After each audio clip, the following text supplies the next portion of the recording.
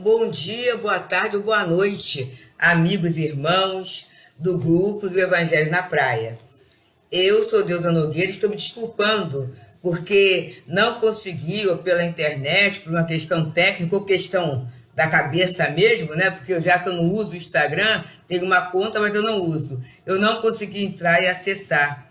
Mas como a gente sempre aprendeu que missão dada é missão aceita, tem que ser missão cumprida, coitada de mim, né? Se não aproveitar a oportunidade deste belíssimo estudo do Evangelho, ainda mais o Evangelho de Jesus, no capítulo 4, em que estamos falando em nascer de novo. Então, rogando a Jesus que nos abençoe neste momento, rogando a Jesus que possa aproveitar todas as energias, né, do mar. A gente aprendeu no livro Os Mensageiros o quanto de cura, o quanto de trabalho é feito através do plâncton marinho, quantos espíritos através do sono físico são levados até as praias para haverem reconforto, ter o reconforto nas suas dores. A gente pede a Jesus que todo esse grupo que se une em torno do seu nome, em torno da sua luz, possa continuar nessa trajetória de esclarecimento, nessa trajetória de doação, nessa trajetória de compartilhamento de beleza, para que muitas e muitas curas, muito alívio seja efetuado, principalmente no momento como esse que estamos vivendo, que é o momento de pandemia. E no Evangelho, a gente tem algumas citações interessantes. No item 12, fala assim: aqueles de vosso povo que morreram, viverão de novo. Aqueles que foram mortos em meio a mim, ressuscitarão. Despertai de vosso sono e cantai louvores a Deus, vós que habitais no pó, porque o orvalho que cai sobre vós é um orvalho de luz, e arruinareis a terra e o reino dos gigantes. Essa fala é de Isaías, do profeta Isaías, no capítulo 26, versículo 19.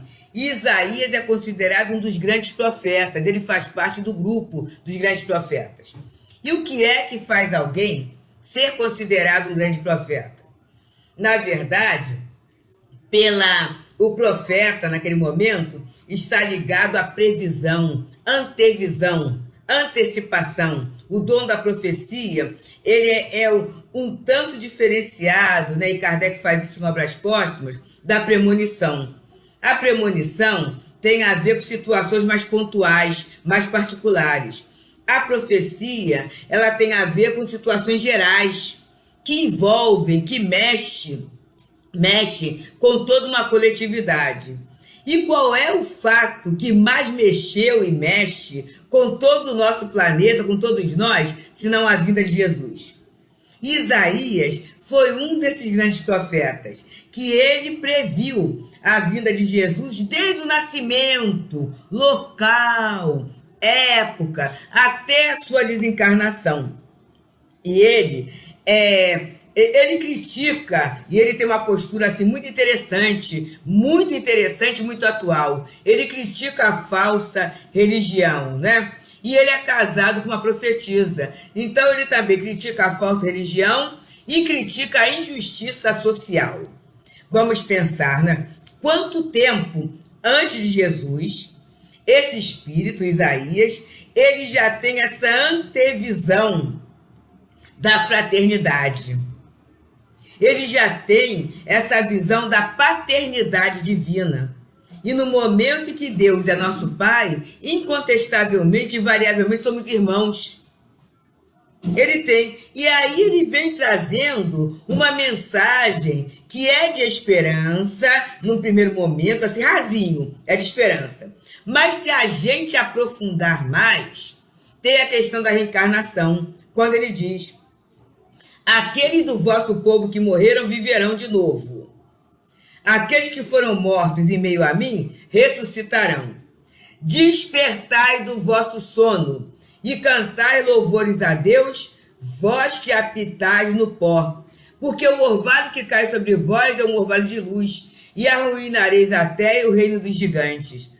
Parece até que ele está falando com a gente.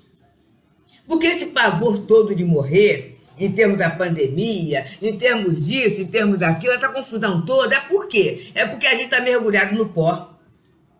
É porque a nossa referência é a vida material que a gente supõe que é a única. Então, a não identificação da nossa posição de espírito e a não identificação com a continuidade da vida, e essa continuidade da vida através de outros corpos também, leva ao grande pavor. Eu só tenho medo de perder aquilo que eu estou insegura quanto à propriedade. E se a minha referência é o corpo físico, a insegurança quanto à perpetuidade do corpo físico, que é legítima, não é perpétuo, tudo é material, vai se transformar, vai me dar a quê? A ter uma visão do pó, a ter uma visão limitada. E o que o pó faz? Vocês aí em beira de praia sabem bem disso, né? A poeira, quando vem aquele vento de poeira, fica uma névoa e a gente não distingue direito a paisagem, a não ser que já conheçamos o caminho. Mas se a criatura não conhecer o caminho, ela fica até um tanto confusa. Assim é em relação à nossa vida. E aí o Kardec vem falando, né? Essa paisagem de Isaías é muito clara. Quando ele fala que aqueles do vosso povo que morreram viverão de novo. Se ele quisesse falar da vida espiritual, né? Ele teria falado assim, vivem ainda. Mas quando ele fala viverão de novo, ele está falando nessa possibilidade de retornarmos ao corpo físico. E alguém pode falar assim, ué, mas com quem que Isaías aprendeu isso? Já que ele vem de uma civilização judaico-cristã, a civilização ocidental. Mas a gente sabe que nós espíritos, como diz Samson lá no Céu e Inferno, somos cidadãos do universo. Reencarnamos aqui, ali, acolá, e ninguém sabe a idade de ninguém. Ninguém sabe quem é o mais velho, não é? Então, é o conhecimento que ele traz como espírito. E está aí até a gente justificar essa posição dele como grande profeta. Na verdade, se a gente observar bem na obra A Caminho da Luz, é um dos amigos de Jesus que reencarnou para nos ajudar nesse entendimento, não é?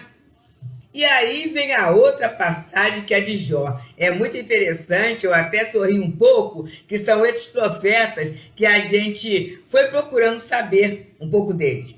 Então Jó é muito conhecido. E a virtude de Jó é a que eu não tenho paciência. Jó é paciente.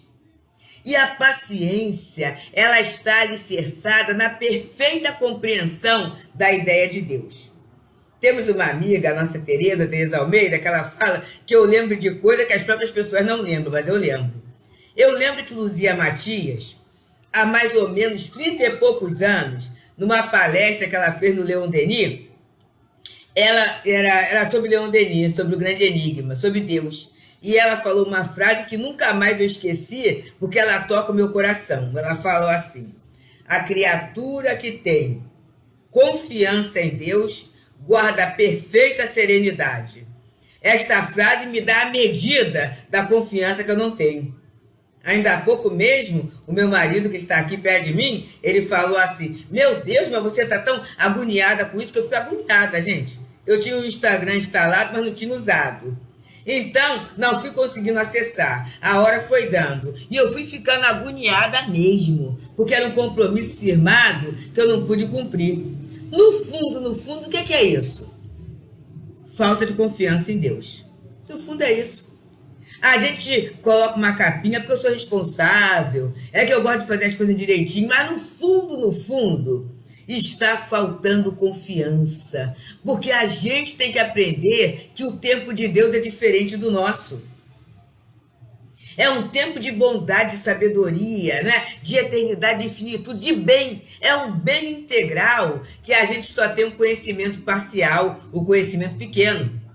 Então, o Jó, que foi alguém que teve tudo, né? E aí tem uma fortuna dele que eu até anotei, 7 filhos, 7.000 ovelhas, 3.000 camelos, né? 500 bois, jumentos, tinha tudo isso.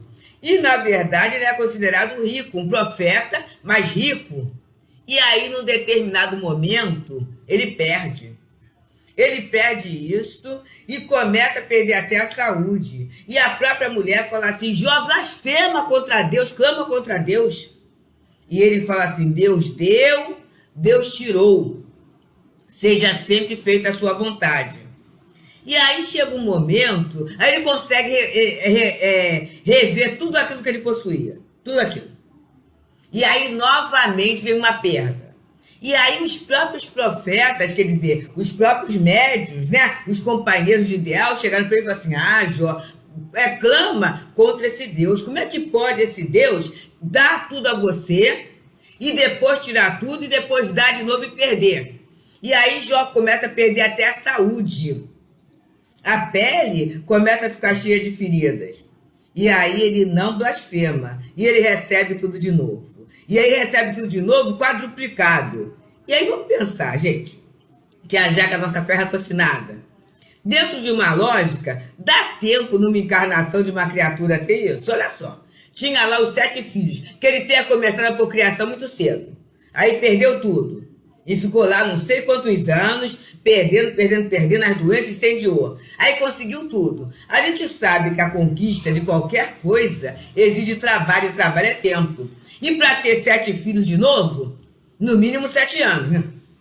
Aí perdeu tudo de novo e teve de novo. Como é que pode isso numa encarnação?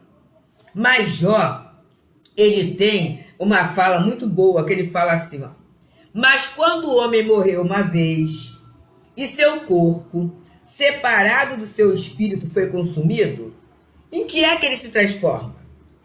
O homem, estando morto uma vez, poderia reviver de novo? Nesta guerra em que me encontro, todos os dias da minha vida, espero que chegue a minha transformação. Jó 14, de 10 a 14. Então, olha que interessante. Aí tem a nova, que aqui é a tradução de Lemaitre de Saci. Mas tem uma tradução da Igreja Protestante de Osterwald, em que ele fala, quando o homem morre, perde toda a sua força, expira. Depois de onde ele está? Se o homem morre, reviverá? Esperarei todos os dias do meu combate, até que me chegue alguma transformação. E aqui nessa tradução, ele está na interrogação. Na interrogação que muitos de nós vivemos, principalmente diante das dores. Aquelas dores que não têm uma explicação lógica na nossa vida atual. Cuido da minha saúde, não tenho nenhum vício. Sou espírita, trabalho. Como é que eu estou doente? Como é que parece que eu faço tudo certinho na minha vida econômica e parece que o dinheiro escapa das minhas mãos? Eu sou honesto com as amizades e, de repente, quanta traição, quanta dificuldade eu passo. O que está acontecendo? Esqueceram de mim? Será que acontecerá alguma coisa melhor na minha vida?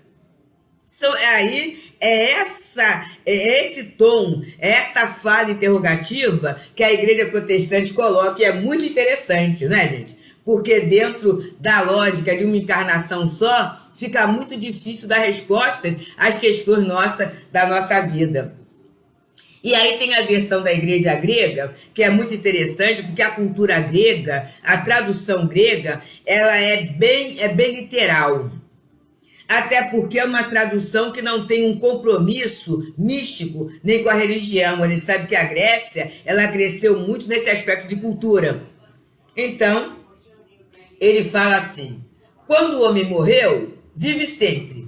Terminando os dias da minha existência terrestre, esperarei.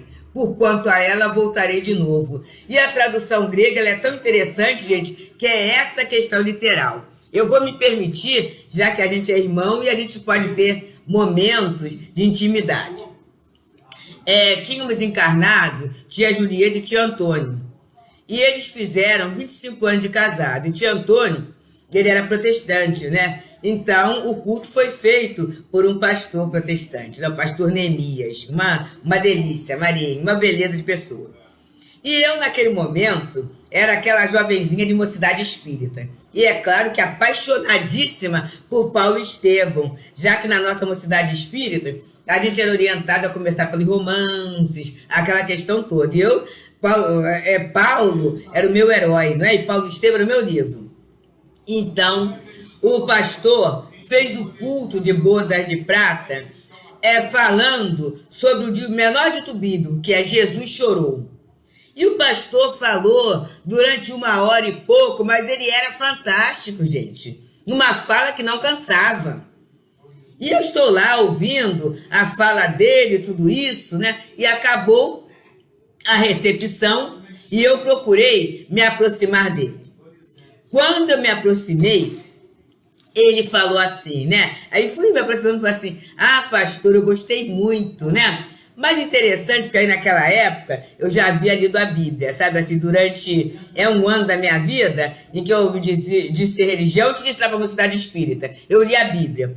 Aí eu falei assim, interessante que o senhor falou muito de Paulo. É claro que Paulo estava palpitando. E o senhor falou algumas questões, né, que não estão na Bíblia. E aí ele olhou para mim e falou assim, minha filha, você sabia que para a gente ser pastor, a gente tem 6 anos de estudo, de seminário. E dentro do seminário, além da língua inglesa, de uma outra língua estrangeira, a gente tem que dominar o latim e o grego. Existem passagens do Evangelho que não fazem parte da Vulgata Latina, mas que fazem parte da tradução grega.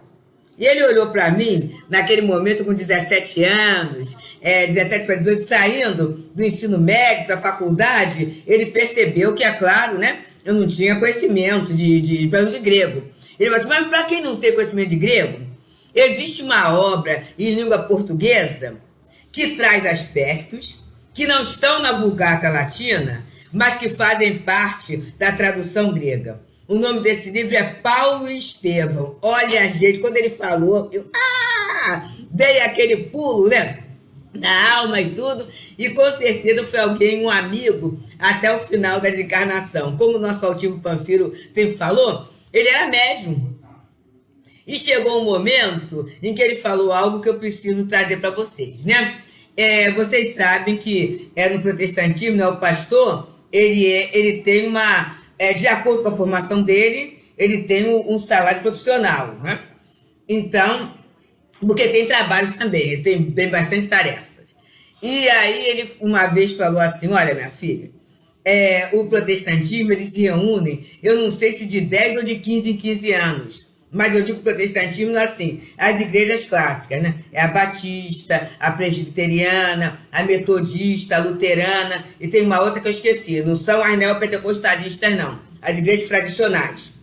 E aí, nesse concílio, eles discutem sobre a Bíblia, discutem sobre determinados aspectos, determinadas pesquisas, porque eles estudam muito, eles sabem muito a parte da geografia, da história, eles discutem. E aí, uma vez ele ligou e falou assim, minha filha, nesse último concílio, ele foi convocado, né? Já se chegou às provas bíblicas da reencarnação. Existe. Só que isto não é matéria de púlpito.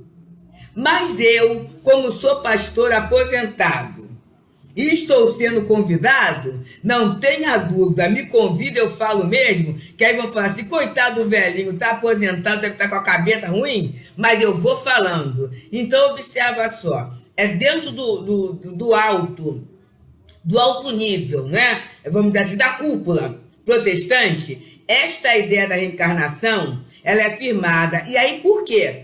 Porque, na verdade, eles se baseiam na tradução grega. Embora para o povo seja dada a tradução da Vulgata Latina. Então, quando Kardec coloca aqui, olha que beleza, gente, a tradução grega, e na tradução grega eu vou ler novamente para nós, olha só. Quando o homem morreu, vive sempre. Terminando os dias da minha existência terrestre, esperarei. Porquanto a ela voltarei de novo, são expressões de Jó. E aqui não há dúvida quanto à questão da reencarnação, não é? Esse princípio está expresso nas três, mas na grega está muito interessante, não há dúvida. Ele sabe que vai voltar, né? E aí, ele Jó até fala da transformação. E quando fala da transformação, gente, é esse o grande objetivo da nossa vida. A gente tem falado muito, né, Heber, na nossa casa, né, na nossa vivência comum, a gente tem falado muito. A gente não está aqui para gastar corpo. Pessoalmente, estamos nós aqui numa grande empreitada. Eu até conversei com a Janaína hoje, né? É trabalho braçal e moral. Duas tias, a mais velha de 96, a outra de 83, né? As duas lúcidas e a de 83 sempre muito ativa, dando conta e tudo. E não é que por uma insuficiência renal ela, partiu. E aí ficou a de 96. Com todas as exigências. Lúcida, com todas as exigências. E estamos nós, né, para lá e para cá, porque são dois bairros, para lá e para cá. Mas quando a gente começa a querer se vitimizar, a se achar coitadinho, a achar que é muita coisa, a gente para e pensa assim, para que eu reencarnei? Reencarnei para ficar em rede social o dia todo? Não. Eu reencarnei para a minha transformação. Gente, e só há transformação através do trabalho. A própria semente, para produzir, ela vai ter que se trabalhar. Emmanuel fala isso lindamente. Ela tem que romper a casca, ela tem que absorver água, ela tem que fazer esforço para sair da terra, para germinar, para produzir, realizar fotossíntese. Tudo isso, gente. Então a natureza trabalha. E a natureza trabalha para quê? Para cumprir o seu papel. Assim nós, para cumprirmos o papel, a transformação... Por favor, Heber, assiste aquela luz dali, por favor. Obrigada, desculpa, dali. Então, para cumprir o papel e a transformação, a gente tem que trabalhar. E o trabalho, e aí isso aí é alguma coisa que um amigo espiritual, não sei quem, mas através da intuição, me colocou e para mim é altamente consolador. Fala o seguinte, né? Quando Deus dá a tarefa, ele dá o recurso. Foi num período de pandemia, não foi Covid, foi insuficiência renal, né? Período de pandemia. Mas aí a gente aqui, como em todo lugar, a questão do transporte está difícil. Então eu tenho assim que fazer uns 20 minutos, umas 2 ou 3 vezes por dia, ida e volta, para vir aqui na casa dela e voltar para a minha. Essa questão toda. Só, gente, que eu pratico atividade física, tenho boa mobilidade, tenho uma saúde boa. Então, observa só, não tem nada demais. Seria alguma coisa demais se eu tivesse algum problema de dores, né? De locomoção, respiratório, mas não tenho isso. Então, observa, Deus deu a tarefa, tudo bem. Mas com certeza tem um recurso. E isso a gente pode entender em todos os aspectos da reencarnação. Como Jó. Como Jó. Ele perdeu. E a gente muitas vezes perde alguns equipamentos, alguns instrumentos da vida material. Mas aí eu lembro de Paulo, quando ele diz: morre-se corpo animal, ressuscita-se corpo espiritual, né? Semeamos, desculpa, a palavra semeia-se na corruptibilidade e ressuscita-se na incorruptibilidade. Então, a matéria, ela é o grande meio, a vida material é o grande meio. Mas a finalidade é a nossa transformação, essa transformação que Jó não tinha dúvida. E ele não tinha dúvida que não se consegue numa vida só. Lembrando da tia Vilma é uma querida evangelizadora aqui do Rio de Janeiro, né? Está no plano espiritual. Ela e tio Wilson devem estar fazendo as serenatas evangélicas, como vocês fazem aí à beira-mar, né? Em que ela fala assim, né? Não dá, numa só existência para tudo aprender. Por isso tal é a lei, nascer, morrer e renascer. Então, não vai dar numa encarnação só para a gente se transformar. Não vai dar. Meu marido está rindo por causa da afinação, ele é de artes, né? Mas aí, gente, olha a caridade moral de vocês, tá? Eu sei também que vocês são lindos nessa questão da música, né? Ainda mais Nordeste, é uma beleza. Mas a gente quis passar a mensagem que numa encarnação só não vai dar, gente. Agora tem que tratar com cuidado, novamente a tia Vilma. Preciso tratar com cuidado deste corpo em que estou reencarnado. Ele é muito importante para mim. Me ajuda, me serve, faz parte de mim. É uma outra questão. Esse corpo, embora seja corruptível, mas tem que ser tratado com cuidado. Mas eu tenho que entender para que serve o corpo, porque senão a gente gasta corpo. Gasta corpo, passa tempo e a transformação não vem. E temos que começar, não é? E é isso que Kardec vem falando para a gente, né? Então, no 16, não há, portanto, dúvidas que sobre o nome de ressurreição, o princípio da reencarnação era uma das crenças fundamentais dos judeus e que foi confirmada de maneira evidente por Jesus e pelos profetas. De onde se segue que negar a reencarnação é negar as palavras do Cristo. Um dia, quando forem analisadas sem ideias preconcebidas, suas palavras terão autoridade sobre esse ponto, como sobre muitos outros. E aí a gente vê que não é só o ponto de vista religioso, não. É o ponto de vista filosófico. As provas que se resultam da observação dos fatos. Temos agora nessa questão da Covid. Em princípio, éramos nós, os mais velhos, o grupo de risco. Aí daqui a pouco o bebezinho, né? Foi uma cena que, vamos dizer assim, sensibilizou a todos nós, né? O bebezinho sorrindo. Entrou 2 meses e no dia seguinte havia desencarnado. Acompanhamos sempre o grupo de orações, né? Quanto caso que acontece ali, gente?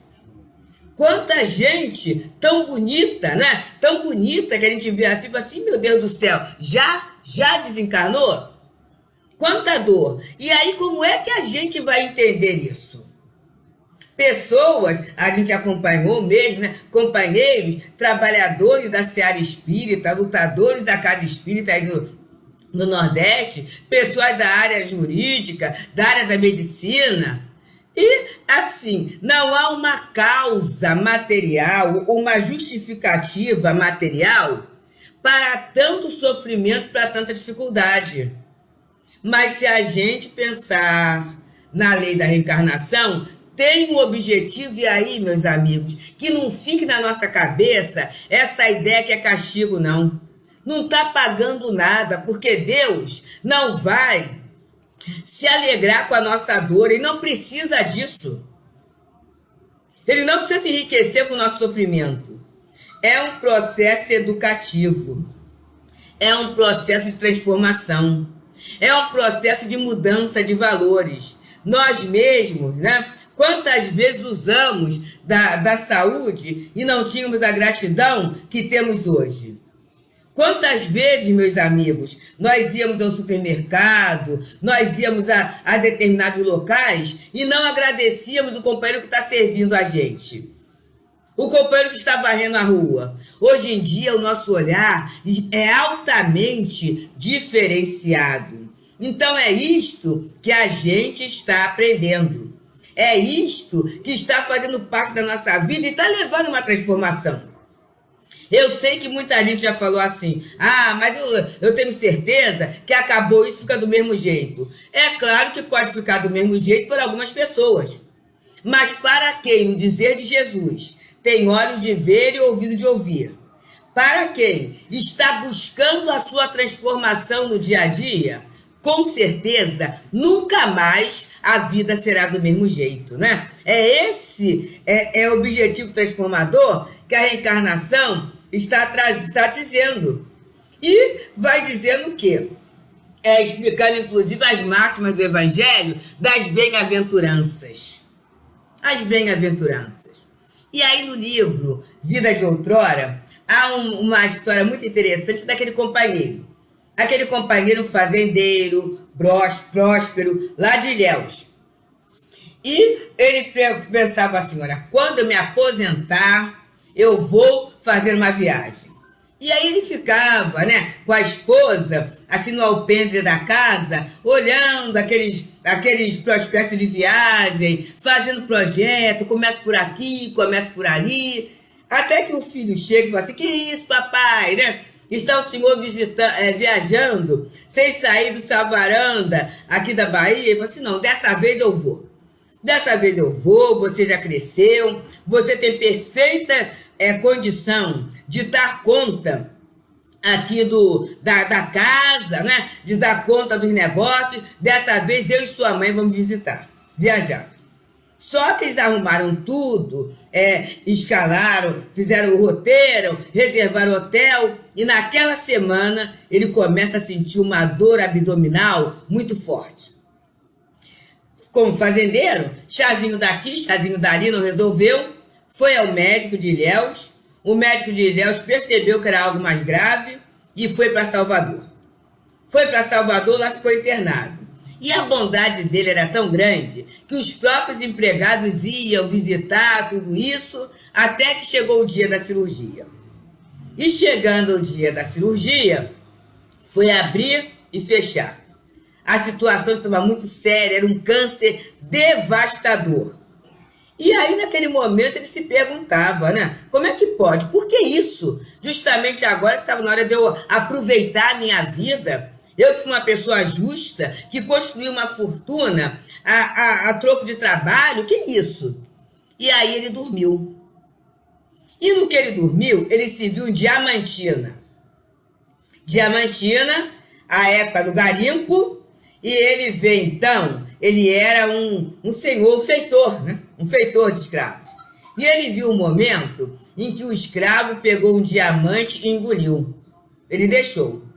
Chegando à tarde, ele reúne toda a senzala, amarra o escravo num tronco, pega, tira o facão da cinta, abre o ventre do escravo e apresenta para toda a senzala aquele diamante do tamanho de um grão de milho.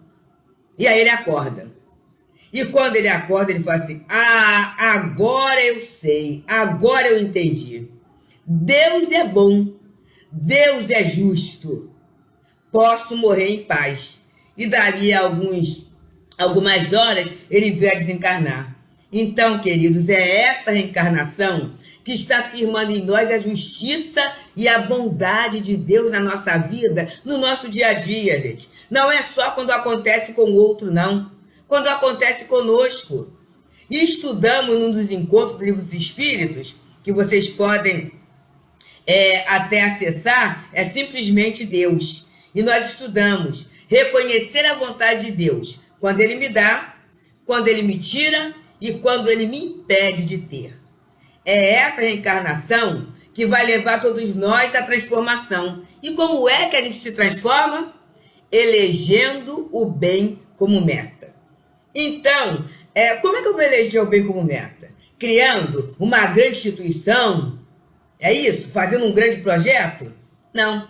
Casimiro Cunha fala de forma bem simples, de uma forma didática, uma boa ação por dia. E ele nos diz assim: levanta cedo da cama, irradiando alegria, repete, devo fazer uma boa ação por dia. Tolera qualquer pessoa que te fere com a ironia, e já estarás fazendo uma boa ação por dia. Dialoga com o idoso de vida triste e vazia, a bondade nasce assim, uma boa ação por dia. Dá um banho no doente que no leito prova espia, não precisa fazer muito, uma boa ação por dia.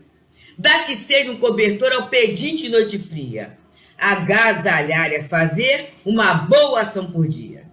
Habitua-te a doar pão, roupa, leite, água fria. Não te empobreces fazendo uma boa ação por dia. Agora vem o desafio, hein? Compreende os teus parentes. Vive, pois, em harmonia. Decreta silêncio e faze uma boa ação por dia. Quem, pois, chegou ao posto de anjo e muita luz irradia, se angelizou porque fez uma boa ação por dia. É isso, gente. Uma por dia, 7 por semana. No ano bissexto, que o povo diz que é do azar, tem mais um dia, 366 ações boas por dia, e no final a gente vai ficar tão cheio de bem que a transformação vai ocorrer naturalmente e não haverá espaço para o mal. E aí, é cada dia, é aos pouquinhos da transformação. O nosso Gilson Bordalo, saudoso Gilson Bordalo, já desencarnado, ele conta a história de um companheiro que chegou na casa espírita. Foi encantado com a doutrina espírita, com os amigos espíritas. E ele foi na casa de um diretor. E chegou, falou assim, observou, né? Ô, meu querido, pra cá, um suquinho pra lá. E foi falando. E aí ele falou assim, mas o que é isso? Eu companheiro, é o culto no lar. E aí ele chegou em casa e falou pra mulher assim, estrela do meu céu, flor do meu jardim, boa noite. Aí ela falou assim, ela colocou a mão nas cadeiras e falou assim, essa não. Acordei cedo, botei roupa pra lavar, botei as crianças para a escola, cheguei da escola, a máquina tinha quebrado, lavei a roupa toda na mão, daqui a pouco me ligaram da escola como as crianças haviam se machucado, eu fui lá, apanhei criança, fiz curativo, dei banho, dei almoço, bacei esse monte de roupa e você me chega bêbado? Então, amigos, uma boa ação por dia é a medida certa para a gente se acreditar e para que a própria vida acredite em nós. Que a gente possa aproveitar muito esta abençoada reencarnação. Que Jesus muito os abençoe.